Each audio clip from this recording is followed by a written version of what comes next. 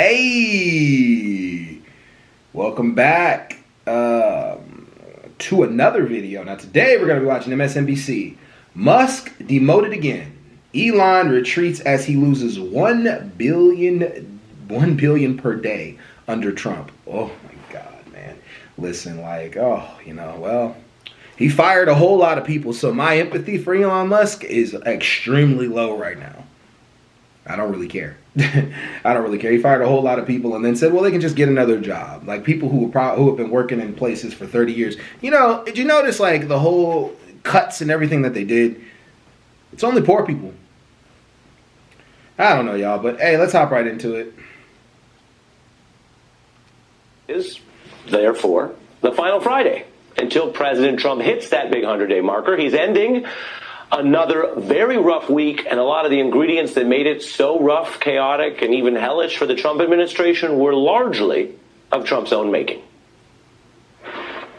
President Trump marks 100 days in office next week, but new polling shows voters see little to celebrate. Americans are not buying what Donald Trump is selling them. The polls, they're not extraordinary. He is underwater when it comes to the economy, tariffs, and inflation. It's been one of the worst Aprils since the Great Depression and the most volatile April since the global financial crisis. You saw the markets tanking and blinked. There were a rough couple of days there in the courtroom for the Trump administration. Well, once again today, wow, that was all Fox News talking too. Ooh, shit.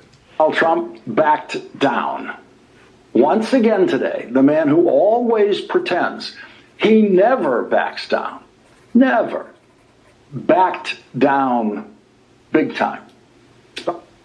That is true, as our friend and colleague Lawrence O'Donnell puts it there. And you'll notice in that brief summary I just showed you how this week is playing, we included coverage and reaction from folks across different networks. This is not one of those things that splits into America's sometimes divided perspectives of what do you consume and what do you think and what do you watch? Are you going with your prior convictions, as they say? Nope, this is another week that actually, in reality, exposes the gap between Trump's talk, which of course is part of his thing. He knows how to talk, he knows how to command a room. That's what made him a working reality TV host, and at times it made him effective at the campaigning part of politics, right? Yeah, well, we also have to give our president a chance. I think sometimes this network doesn't really want to give Donald Trump a chance to be able to, but he has done a lot that's questionable. But he's still, he's still our president. We got to give him a chance. To a degree, we have to. I want to buy your house. I can pay you cash for your house no matter what condition it's in. If you need to. But unlike reality shows, this week's actual reality proves the gap between talk and action. The stock market continues to slide and move around, but ultimately be down about 9%, multiple trillions of dollars down because of Trump's tariff policy. White House has been trying to stem the bleeding, not by saying, hey, you're going to get more of what you got in the last 95 days. Quite the opposite. A lot of White House aides are saying, we promise this is going to end soon. We're going to back down. Donald Trump's going to do less of whatever it is he's been doing on tariffs. Trump's also underwater in the public polling, and that's across multiple surveys. Pew, Reuters, Fox News, as we told you, there he is, underwater by 11 points. Man, look at that, y'all. That's, man. That's his approval rating. Hey, man.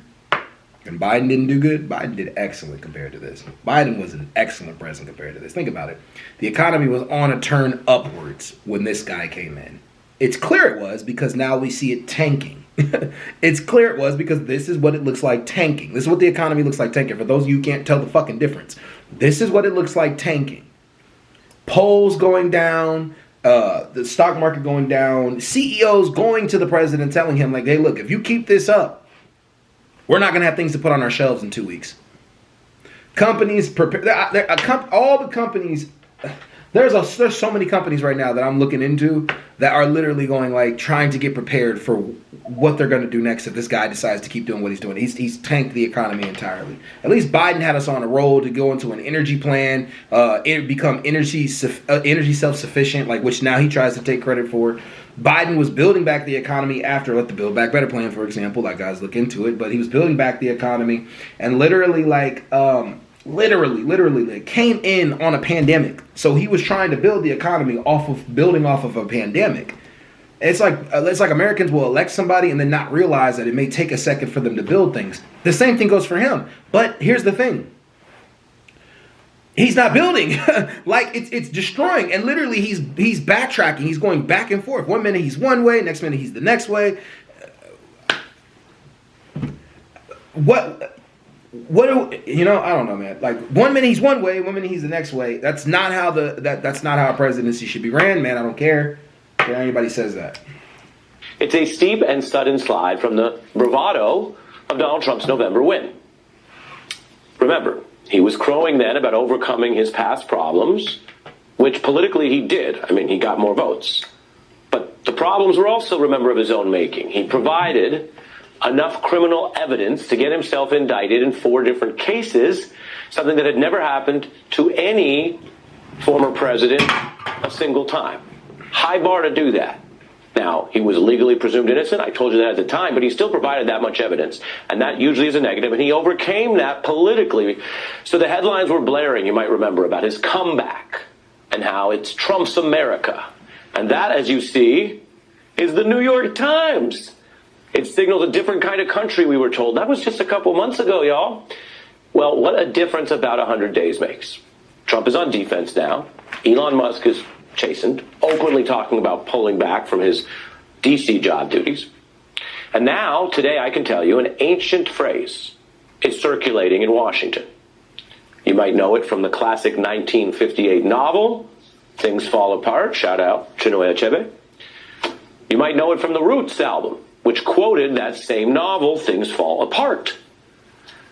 It's a phrase that refers basically to circumstances that can seem permanent, that are even believed collectively to last forever, that we share as like this is reality, that people take as kind of the framework of life, and then those things can just fall apart. So you kind of know the meaning already, even if I did the newscaster thing of maybe over-explaining it. You know what it means when things are a certain way and we're told they're going to be that way, and then the things fall apart.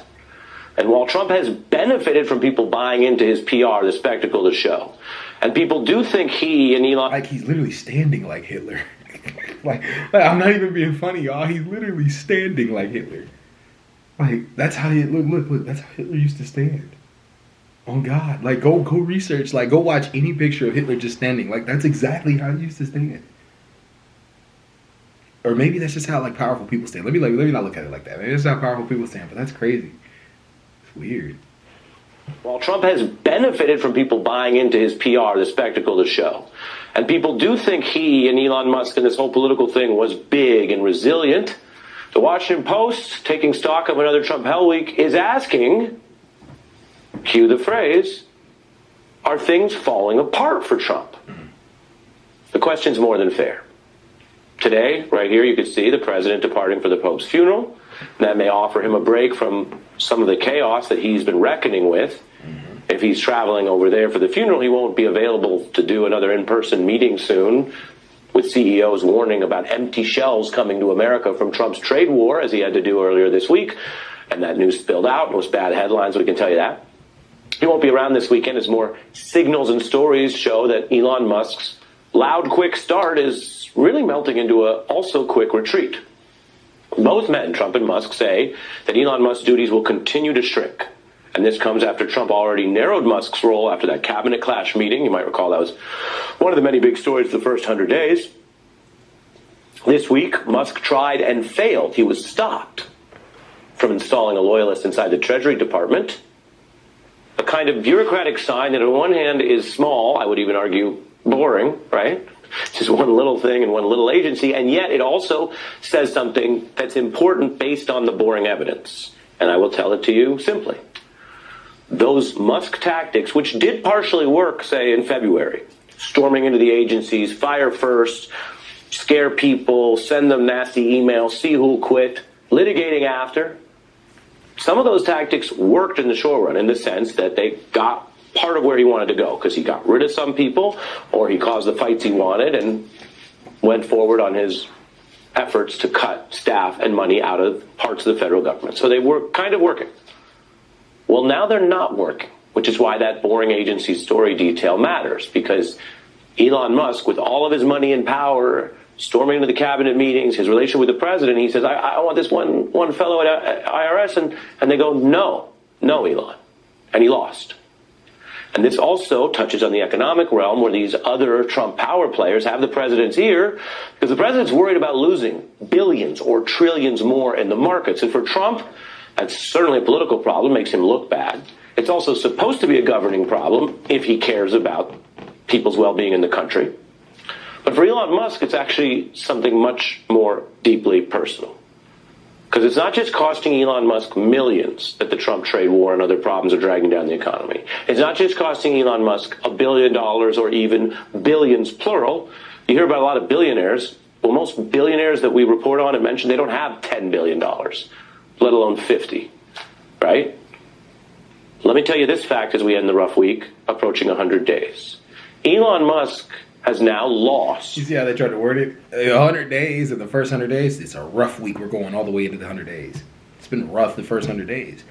He hit the ground running. The only thing I can say that's fair is that he came in trying to do what he said he was going to do. That's fair, but he hit the ground running. A staggering $122 billion. Oh. Because Musk's wealth is tied up in Tesla, which has been hammered for a bunch of reasons, along with the other companies that are crashing. And its net income plunged more than half, plunged 70%. There's also evidence Musk never...